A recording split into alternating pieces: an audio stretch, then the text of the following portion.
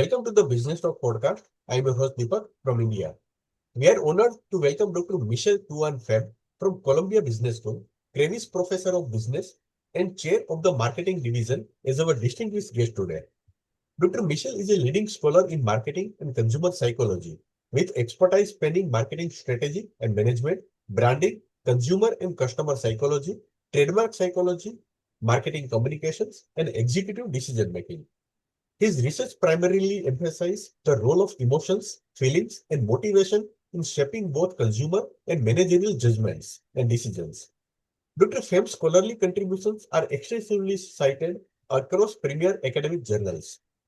A past president and fellow of the Society for Consumer Psychology, the preeminent professional organization dedicated to advancing psychological science in consumer research, he remains an active voice in shaping the field.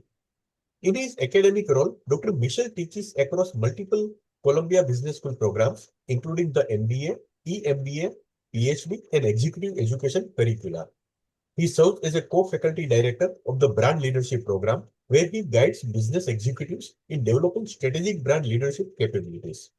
In this episode, Dr. Michel Tuan Pham shares key insights from his research, the power of feelings, how emotions shape consumer and executive decision making. It's my pleasure to now welcome Dr. Michel to the conversation. Dr. Michel, we are truly honored that you have accepted our invitation and delighted to have you with us today. Well, thank you very much for having me on the podcast. Professor, your research emphasizes the role of emotions and feelings in shaping decisions. Can you walk us through what are the different ways in which emotions come into play in decision making? It's very rich questions that you're asking me. This is something on which I've spent the last probably 30 plus years studying.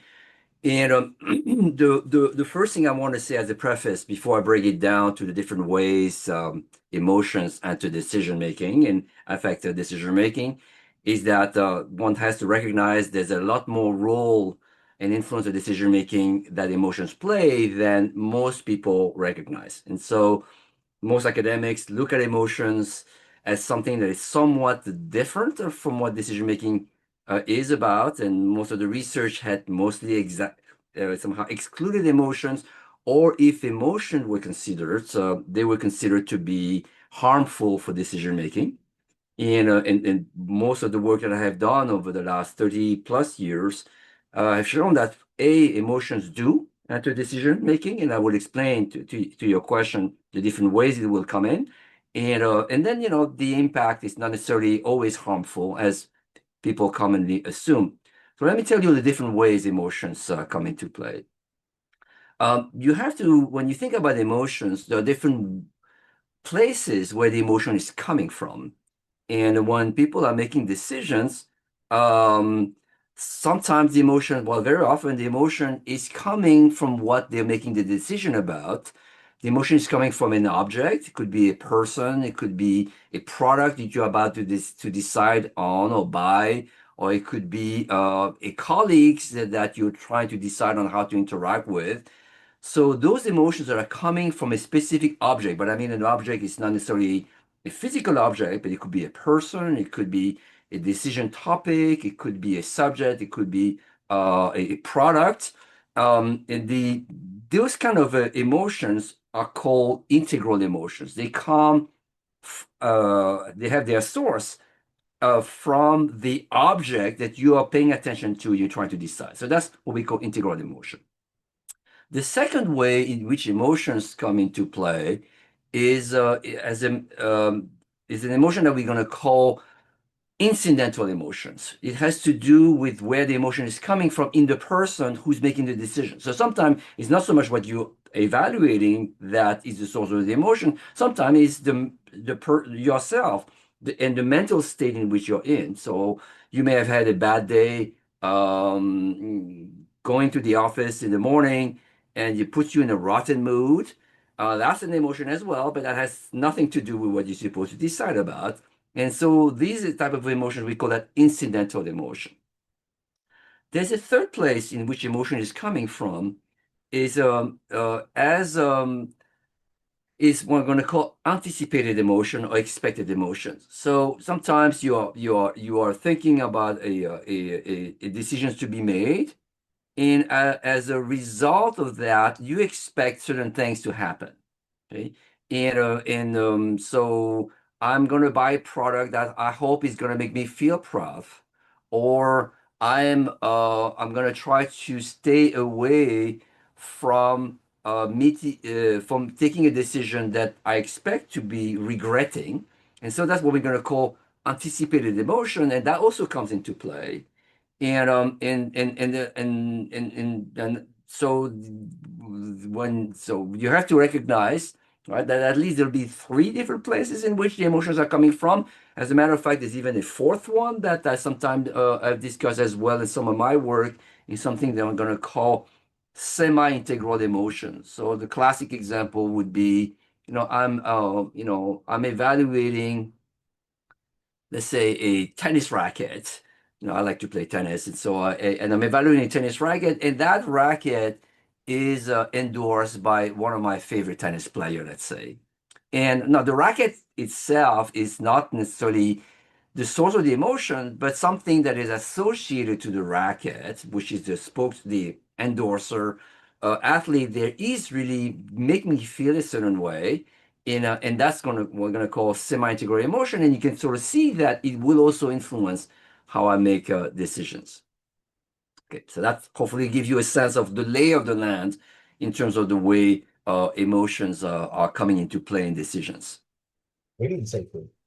Professor, are emotions always made for decision making?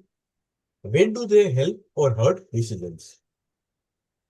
I think that's perhaps the most important thing that in my research and that I have uncovered is I believe the default and the pervasive view in the field and among academics as well as among lay people is that emotions are something to avoid because this is not good for decision making. And the classic philosophical stand of on that has been to assume that, all right, the right way to make decision, the rational way of making decision, is to be non-emotional. So people have always made and put forward a duality of this emotionality and then there's rationality, as being as if they were polar opposites of a human functioning.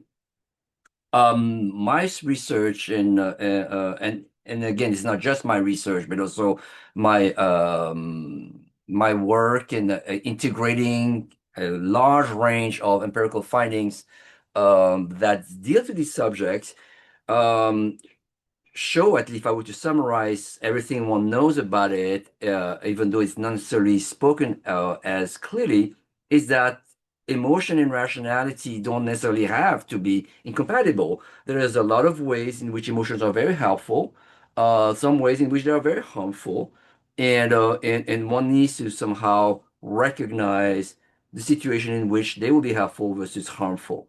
Some of the aspects that will help you, and it's a very complex lay of the land that you need to navigate, but one of the key factor that's going to make a difference in terms of whether it's going to be helpful or harmful is recognizing where the emotion is coming from.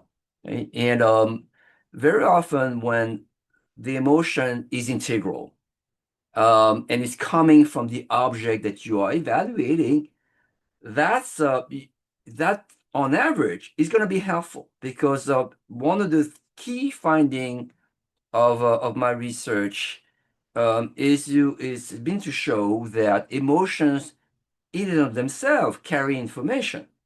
So if you are saying, and I'm going to take a very simple example, you have a large dog that is barking at you and running at you, and that makes you afraid.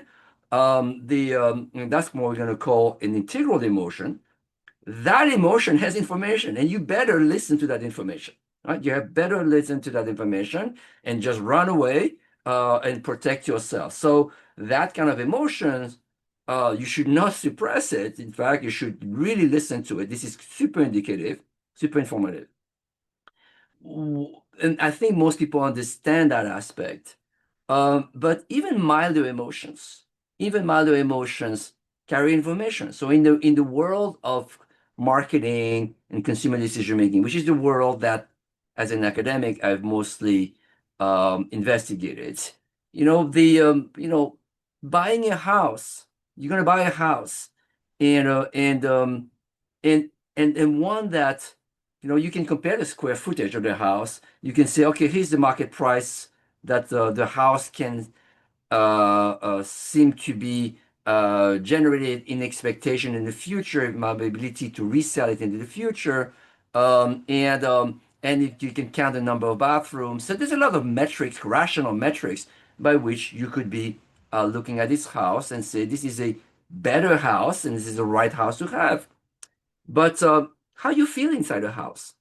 How does it feel to you when you're navigating? Does it feel right to you? Do you feel good when as you're walking around? And that has a lot of information.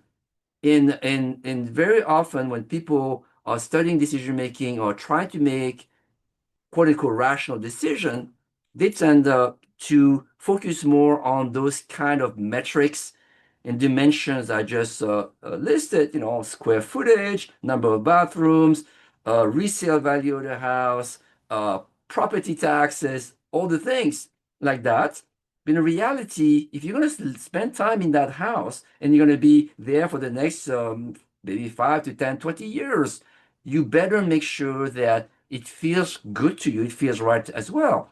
And when you're thinking about that, and this is a feeling, it's hard to put a metric on that, but that's going to have a lot of information that is useful information.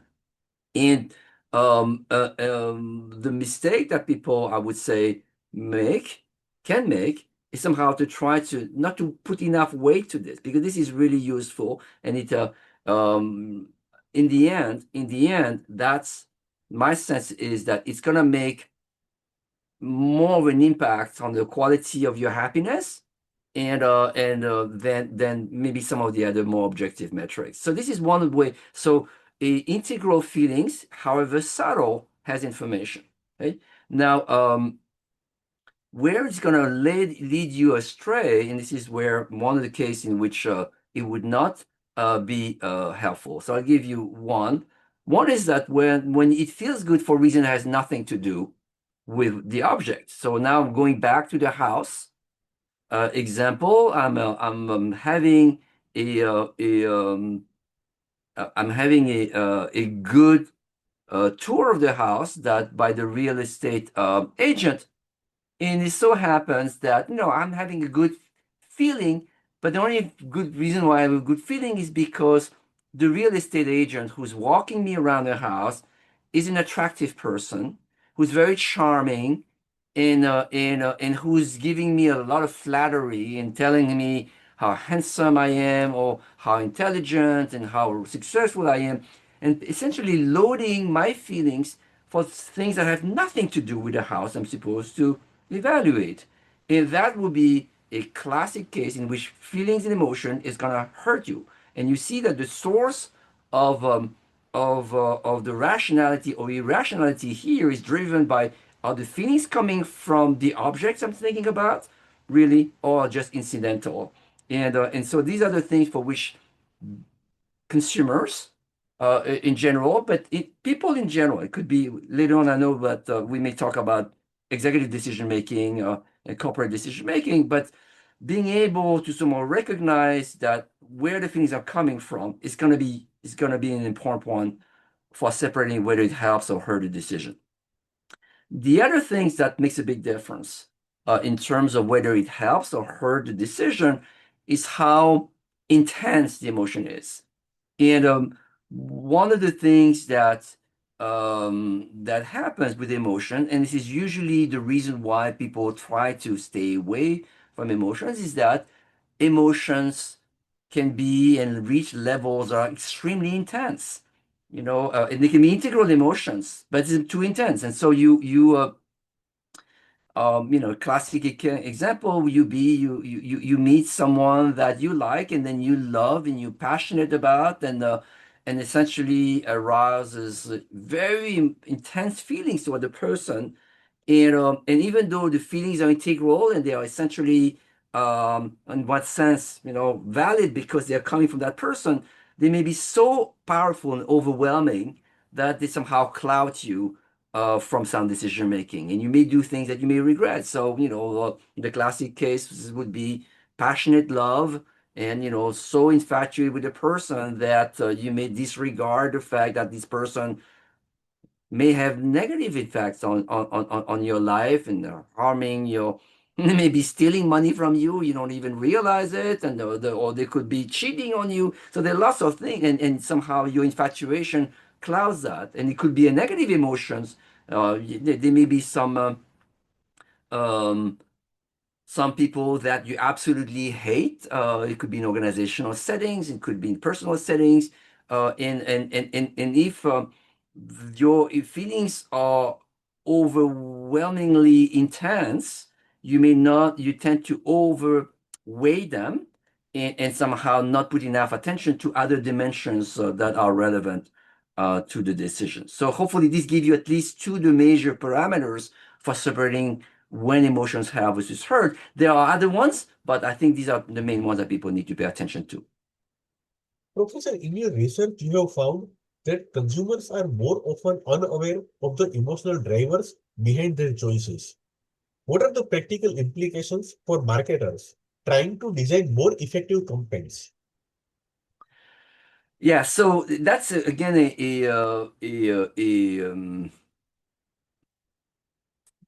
that question and the answer to that is going to be somewhat related to the one that I mentioned earlier, and that's why I'm glad that we were able to talk about the sources of emotion, and whether it's integral or incidental, as I mentioned, also semi-integral, um, where people are sometimes led astray as consumers is that emotions that are necessarily not the very intense emotions. Usually you have when you have a very intense emotion, you know where it's coming from, right? So I'm afraid of a dog that's barking at me, running toward me. I know where it's coming from. I'm infatuated with a person I've met several months ago. Let's say doing my travel. Let's say I know where the feelings is coming from.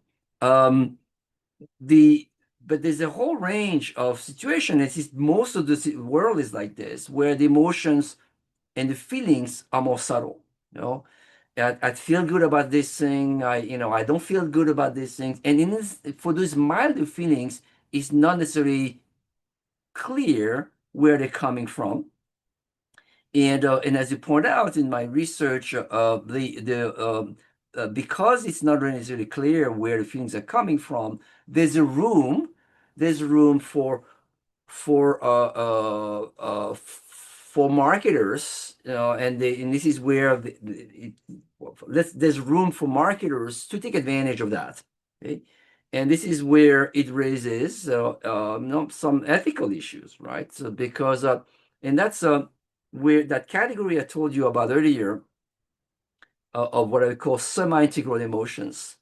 Because the easiest way to make consumers feel a certain way, and usually marketers like to make people feel good, the easiest way to make a consumer feel good is to pair whatever you try to peddle, whether you try to sell an insurance policy or a tennis racket or a car or a house, is to try to connect whatever you try to sell with something that feels good for the consumer. And I use the example of an attractive real estate agent who is very charming, who is using flattery, and when they are doing all these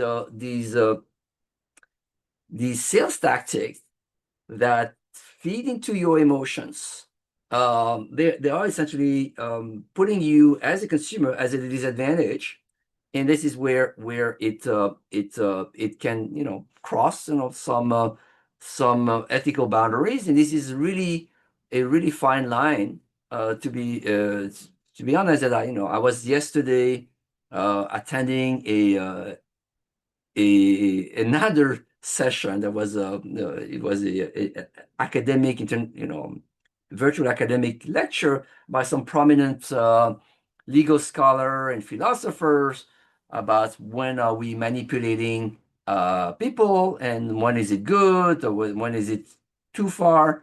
And it's a very complex question, but but emotional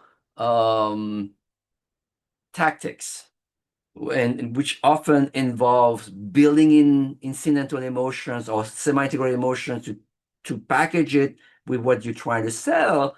They are in this gray area that it can veer in the domain of I would say of ethical challenges. And the ethical challenges will come from the fact that people don't are not fully aware of where the emotion is coming from and how much it's playing a role into it. Now, that being said, there's clear business implications that I don't think is necessarily unethical, but one of the things that makes emotion very influential is the fact that emotions, when they're integral, especially when they're integral, is that they are very fast. It's something that you experience very immediately, and it is something that, importantly, uh, feels true. Emotions that you experience really feel true to you. So I cannot walk to someone who is feeling depressed and say, this is not real. Whatever you felt is not real. You cannot walk to someone who is in love to say that, this is not true, whatever you're experiencing. Emotion, unlike a fact you can always say, this is not true. I can give you information that say, so you think that the capital of India is Calcutta, let's say. And then I can walk you with the atlas or a dictionary, and I'll show you, no, the capital of India is New Delhi, right? And people will say, oh, okay, I didn't know that, and you can correct. Emotions are not like that. And you cannot just walk to someone and say, this is not true. And you cannot essentially undo it and somehow erase it from people's minds. Most people have experienced them. It clouds their thinking, and and it feels really true to them. And that's what part of the reason why this is so influential. And as I mentioned, they arise very quickly. So once you understand that from a business standpoint, uh, um, you are on average, and I would say probably all the time, at an advantage if you are able to control and to shape the initial emotional reaction that people have. Right? Um, because emotions are fast and so overwhelming that once people have a certain emotional response, whatever rational system that you're hoping to get through information, through reasoning, etc., is going to be shaped by the initial emotion. And some of my own research had shown that once the consumers feel a certain way about a product or an advertisement or a person, all the thinking that they think is rational, is true information, in reality is tainted by the initial emotion, and it's going to be directed by that, and in effect end up being mostly a rationalization of the initial emotion. And so I see that sometimes in personnel and in recruiting decisions, so thinking back in the domain of organizational settings. I mean, I'm a professor, so we have to hire people, occasionally other professors, and they come and they spend a day with us. Candidates come and spend a day with us, and even though we're academic and we're professors, we're supposed to be scientists, we're supposed to be ultra rational in how we make our decision. I'm positive, I'm positive that a lot of our decisions is influenced by our initial emotional reaction to the candidate. If someone is charming, if someone is socially smooth, that really helps a lot because then, if you have a good feeling about the person that you are contemplating, all of a sudden their CV looks better than if you have a bad feeling. And so, how you read the CV, can be read one way or another, and essentially it's the same information. But if you have a good feeling, you're gonna read the CV one way. If you don't have a good feeling, you might read the CV differently, and the criteria that you end up using are a bit different. And so that is a big source of decisions that could be a quote unquote irrational because it's overly shaped by the initial emotions. But as a marketer, as an influencer, as someone who wants to take advantage and wants to convince other people, controlling that emotional reaction is super important. Now, why is that something that is not as obvious? Okay. And it comes more toward the practicality is that emotions, unlike informations, are very hard to engineer. See, it's very difficult to really make people feel a certain way. And so I know that you have looked at some of my work, my research that I've done over my career. Over the last 5 or 6 years or so, maybe 10, I forgot the number of years. I somehow shifted my attention away from thinking about emotion and decision making along the terms that we just discussed, and to think more about how to engineer emotions. Okay, how do I make people feel proud? How do I make people feel have fun? How do I make people feel relax? And how do I? And one project I'm working on is how do people feel? Make people create a sense of romance. And it turns out that the engineering of emotion is extremely difficult.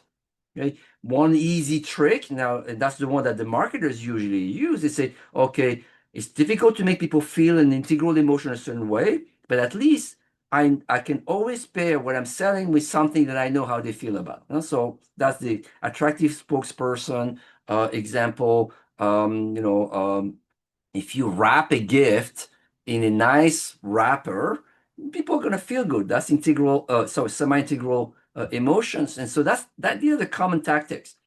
But now, if I'm going to design a product that makes it feel a certain way, positive, usually if you want to sell, you want people to feel good about this.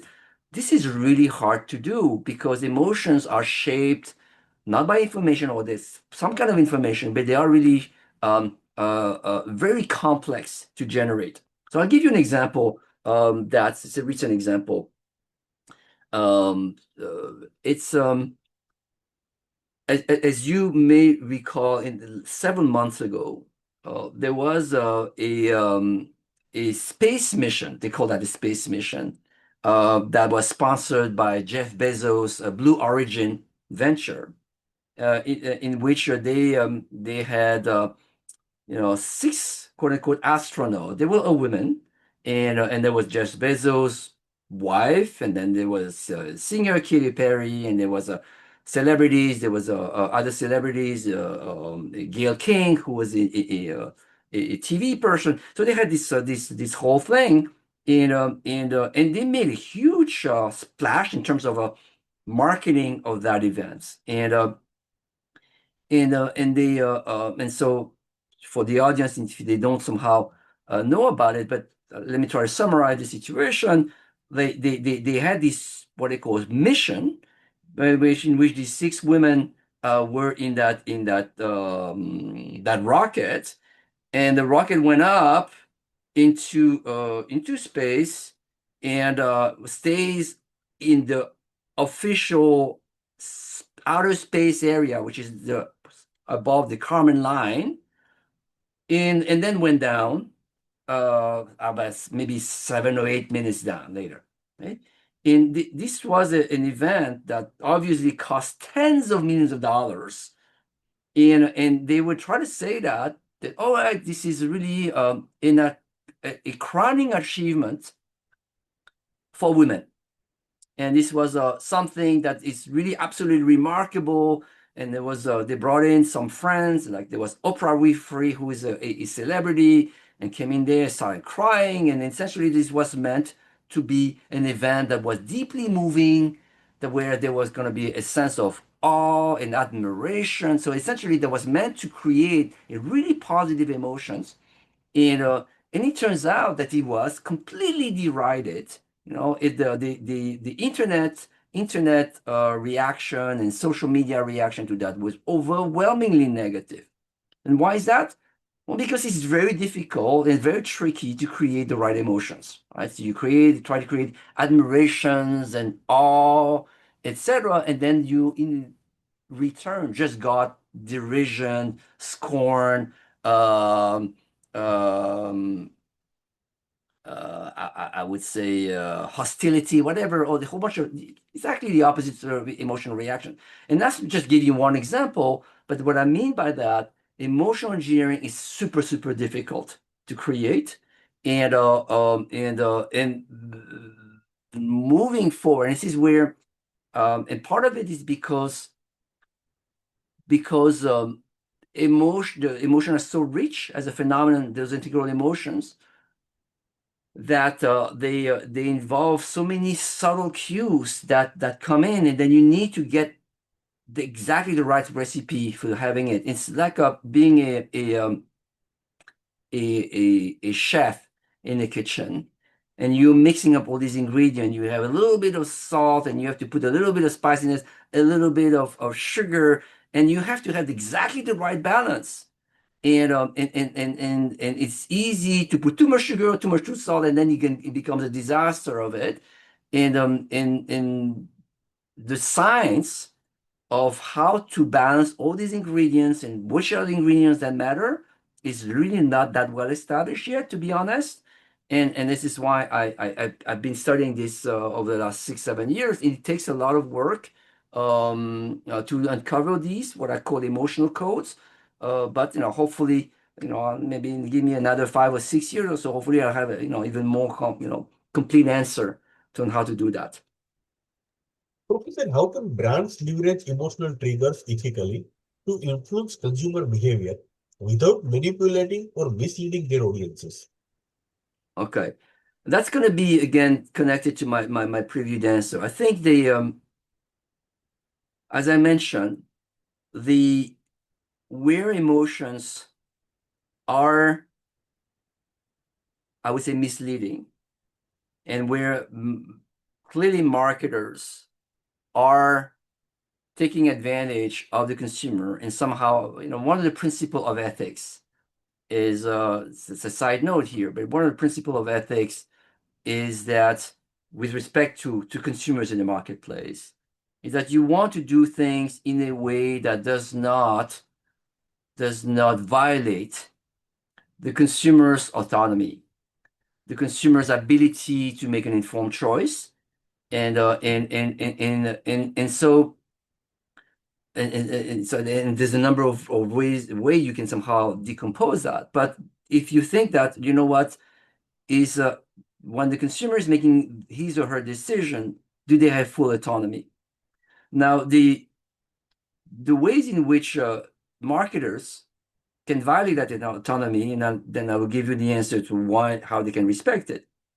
They would violate the autonomy if they are somehow misleading the consumer about the source of the emotion and not making it salient to them or clear to them where the emotion is coming from. The Where I think it's okay, where the marketers are on safer ground, is when it's clear where the emotion is coming from. And so one of the drivers, and this is going to be the main one that I can think of when it's clear where it's coming from, it has to do with the product category. There are product categories for which it's consumers really know that that this is really what I'm going to call an emotional category. If you go to a movie, if you buy perfume, if you buy clothing, if you buy, I would say, luxury, if you go on vacations, if you go to Disney World, there's a whole range of categories that are emotion rich, and for which consumers expect them to be emotion rich. And so in those categories, I think it's totally fine to be playing with people's emotions, because that's essentially what people expect to be buying, and try to have an attractive actor or actress in a movie that you want to sell. I don't think there's anything unethical about this, because it's actually just what people expect. This is why they go into the movies, to feel certain emotions, and you're just giving them something that they're looking for. Where it is inappropriate is that somehow you're trying to throw in some emotions in the categories where people don't expect that. When I'm buying a house, and going back to the house example, I don't expect that to be an emotional purchase, even though, as I told you earlier, emotions have information to it, but people somehow don't expect it. So the boundary on whether you're going to violate the consumer's autonomy by selling emotions to them or throwing in some emotion at them would partly be driven by the categories of what do they expect. Okay. And so throwing emotions in places where they don't expect it, I would say on average will tend to be on the unethical side, whereas I have less concern in a situation where it is on the emotional side. Now, I'll give you one example of, I know that the audience might be interested in some practical examples, other than just purely academic. If you think about the success of Tesla, and I'm going to try to take away whatever happened in the last year or so, because we know that Tesla has had a very tumultuous time in the markets, and that's connected to the CEO. And so let's leave that aside. But up to that point, Tesla has, by any measure, been an incredibly successful company as a car brand. The cars themselves have been incredibly successful, and these are not cheap. Okay, and so you have to ask yourself, why were they so successful? And they were not this first, I would say, green vehicle that people were selling. There was a Prius before that. There's other people have tried with hybrids. So we know that there was interest in growing the electric vehicle market, or at least green vehicle market. But the way Tesla went about it is essentially do what I was telling you about. Is that when people buy electric vehicles, and when people was trying to sell it before Tesla, is this, what? This is good for the environment. This is good for your wallet, right? And it has a bunch of functionality that arises because it's very quiet and all those things. And they were like using the rational type of messaging. But what Elon Musk recognized, I would say, and I would give him credit for that, is to say, what, cars, even though we don't necessarily think of them as an emotional product, and especially electric cars, we can make it an emotional product. And what does it take? Well, it takes a lot more investment and upfront things on styling and design. Okay. And recognizing that one of the selling points for a car is how it feels, and so somehow the acceleration coming from the electric vehicle becomes a selling point. It's just somehow I can pump up how fast the car can accelerate. Now I can play on people's feelings, and so now you have a great looking car, very unlike the previous electric vehicles. And then I have something that once you're inside the vehicle really goes very fast, and really gives you a very unique feeling. Then I have a selling proposition, because somehow now I have the feelings is there, and now people are only looking at the specs, such as the fuel economy, well, not the fuel economy, but the energy cost and the reliability, all the more rational things. well, they're going to interpret that align with the fact that, what, they feel like they want to have the car to begin with already. And these semi-rational type of arguments end up being interpreted in somehow as justification for the initial feelings that people have. There is a space whereby product categories that are not typically expected to be sold on rational arguments can in effect be sold on emotional ones, right? But you have to somehow find it and I haven't really looked at this yet, and I think that's going to be the um, the um, the business opportunities that whichever listeners is getting in the business world is listening to this podcast, the business opportunities to recognizing what are those categories where it will make sense for me to go that route, and this is where you can make a lot of money. But the key thing to keep in mind is not just a matter of saying, oh, I'm going to sell on emotions. I need to somehow engineer the emotions. And engineering emotion is not easy. It's really, really hard to do.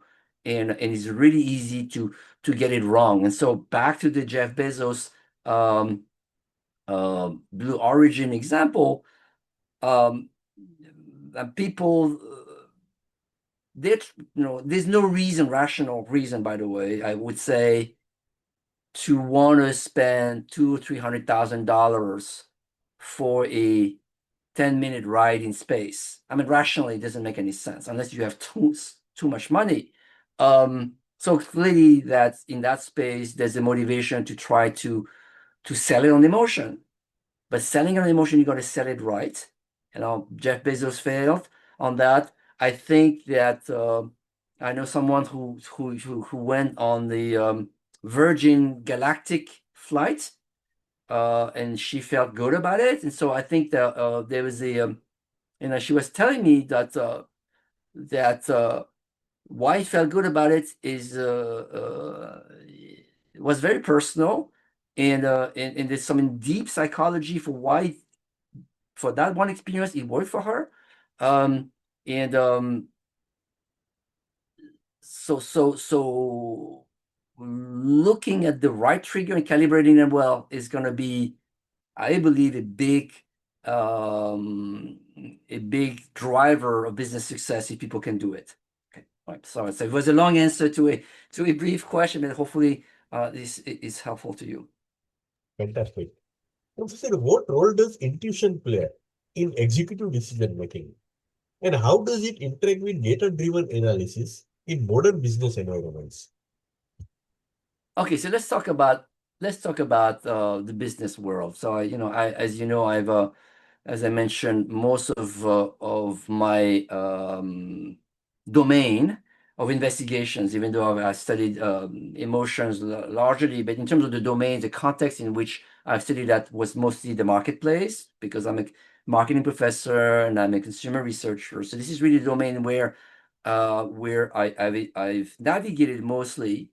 But the one thing that ought to be clear is that emotions are by no means irrelevant or influential or outside of the corporate's decision-making space. As a matter of fact, lots of decisions are driven by emotional, whether, I mean, and that's it, you would be fooling yourself into believing that because you are inside the wall of a company or within or as opposed to at home with in your everyday life, you'd be fooling yourself into believing that you can somehow ignore emotions and they're not going to be at work. In reality, they play a big role there as well.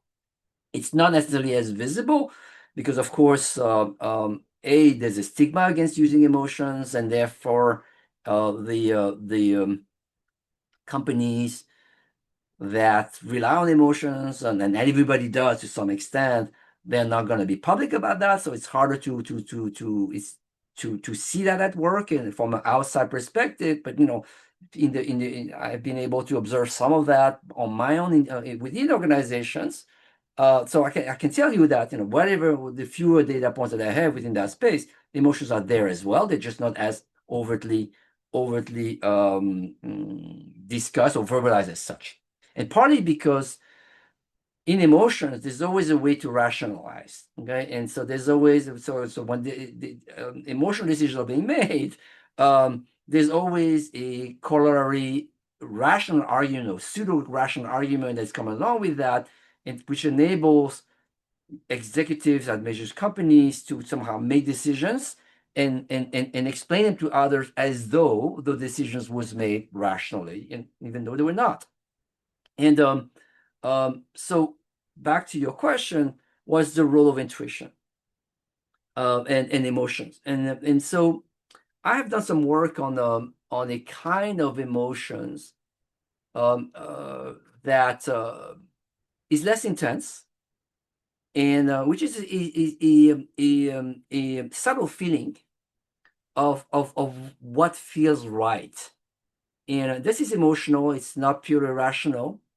And in the in some of my findings, and and again, I studied that within a certain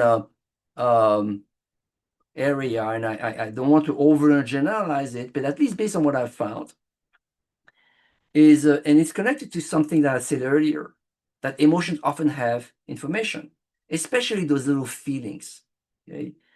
These subtle feelings, and where you come into there and you just doesn't feel right. It could be a recruiting decision, it could be a course of action where people want, an investment decision or a new product launch and initiatives. And you may look at this and you say, you know what, it doesn't feel right. It doesn't feel right, or it feels already right. And it's very hard to articulate where this is coming from, this feeling right. And now I would say that again, that feeling has information and you should not ignore it. I do think I wouldn't say that's the only thing you should look at, but I do think you should look at that. And you might call that intuition, but that's essentially it's a feeling, subjective feelings of feeling that something feels right. Now that intuition, in my research, and again, that's something to be validated, right? I can only speak to what my research has shown, and I don't have an exhaustive and purely representative of all decisions that people are making in the corporate setting. So that's why I cannot overgeneralize. But in my research, I have found that those intuitive feelings you have, on average, have a positive correlation with desirable outcomes. On average, they tend to help you rather than hurt you, on average. Can it lead you astray? Definitely, I'm sure it does. But in my the studies and the research I've done, I've found that to be helpful on average. Okay, I'm not saying it's always right, but I would say it tend to be more right than wrong on average. Now, why is it? And this is and that has to do with the way emotions work and the mind works, and it's that people have to recognize is that when you functions in the real world, and that includes the corporate world, emotions and feelings, and especially let me separate. Emotions often are used in the context of very intense feelings. So I'm not talking about those very strong emotional feelings. I'm really angry at someone, or I'm passionate about something. I'm talking about the realm of the milder feelings that people have as they function around. Those more subtle emotional feelings, they come from, we are not aware they're coming from, and it's hard to point where they're coming from, but you can think of it as a summary of a lot of information that you learn in the background. And you may not, in the course of our human functioning, we learn a lot without necessarily being aware of things. you travel, you experience certain countries, you walk into the city and it's dark, or you meet different peoples, or you know, you not in your life, your brain is processing so much information, etc. And that information is there, and your feelings is essentially an aggregator, part of all the things you're learning without necessarily being aware of it. And so one of the papers I published around 2012, I believe, we show that on average, you seem to be able to predict a bit better what's going to happen if you rely on your feelings. And the reason is not because feelings are magical. No, it's because feelings give you what we call a privileged window in everything you have learned. Your feelings essentially saying, you know what, everything you know, without you consciously trying to look for everything you know, because you don't necessarily know everything you know. But without looking at consciously at that, your feelings are a good summary of what's everything that you have learned about this. And that's why it tends to be helpful. Whereas when people are overly trying to use rational arguments or rational things, they pick up one criterion. They take, when you try to reason, you are somehow selectively picking out dimensions or criteria by which you evaluate, and you are selectively also picking out information that speaks to how the alternatives align with those criteria. And and you try to make it rationally. So if you have a list, and you might be able not to miss anything, etc. But there's always an element of selective picking of information, and that could lead you astray if you pick the wrong information or if you don't put the right set of weights around this. When you rely on your intuition, what it does is somehow it creates this aggregation, this summary of aggregated information, and that's what on average may end up being helpful. I remember being in a venue in which Warren Buffett, the iconic legendary investor, who happens to be an alum of Columbia Business School, and that's why he was there. And he had a question that one of the students in the audience asked him, and said, I've read somewhere, Mr. Buffett, that when you made this acquisition of that company, let's say, you make the call in 5 minutes.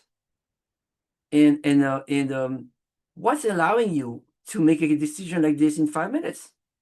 And what Warren said, he says, yeah, you saw the 5 minutes, but what you don't know is the 40 years I've been looking at things.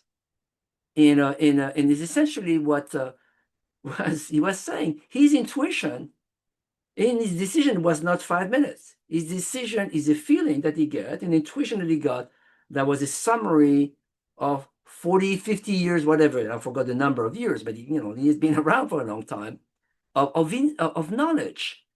And so that's a I would say is a clear case in which feelings can help you, and this set of feelings. Now, as I thought about this, and then I thought about that research I was telling you about, what I call the privilege window, one insight I will share with the audience, and I think this might be a good way to sort of, I think hopefully we're going to be able, to wrap this up. But interestingly and paradoxically, emotions, if you don't know where the feeling is coming from, paradoxically, and listen to me, because people will not, the answer is, it's usually a good sign. It is a good sign. If you know where the feeling is coming from, that is maybe should be an alert sign. Where feelings can lead you astray in organizational settings, but it's true in personal setting as well. If you know where the feeling is coming from, then you have to, it's not necessarily the right set of feelings. You have to ask yourself, is this really a feeling that is summarizing, or is just telling a feeling that is only pointing you and your attention to a partial information, right? So I'm feeling a strong way about, let's say, a new product introduction. So we're going to launch the campaign, and we're going to roll out the sales force, do that, and here's how much money I'm going to put behind it. Let's suppose the decision I'm talking about, and we should put a lot of advertising behind it. That's my feeling. And then you say, why are you feeling so enthusiastic? And they're enthusiastic, and then you can say, oh, I know where it's coming from. It's because I was at home, and my wife used the product, and she loved it. I would say that feeling is a dangerous one, because you see, that feeling is a feeling that somehow is coming from a very specific source that not necessarily not be a good summary. And I don't know how many other consumers, in reality, how the consumers are going to react to it. Okay. And the opposite end would be that, if on the other hand you say, you know what, overall, and I'm looking at this and I'm feeling good about this, and you cannot point, and it's not clear to you where this is coming from, then that I would say on average it may be because overall everything that you know about this is being summarized by that feelings that you have. Okay, so What a thought-provoking discussion. Dr. Michel, you have challenged our conventional wisdom about decision making today, showing us that emotions aren't obstacles to overcome, but essential signals we need to understand. For our listeners working in marketing, leadership, or any role that involves influencing decisions, the takeaway is clear. Pay attention to the feelings driving choices, both your own and those of your audience. Thank you for sharing your decades of research and insight with us, Dr. Michel. We hope our listeners will explore your work further and bring these lessons into their own organizations. Thank you once again, Dr. Professor Michel, for joining us. thank you very much for having me on your podcast. Okay, good luck with everything. Bye bye.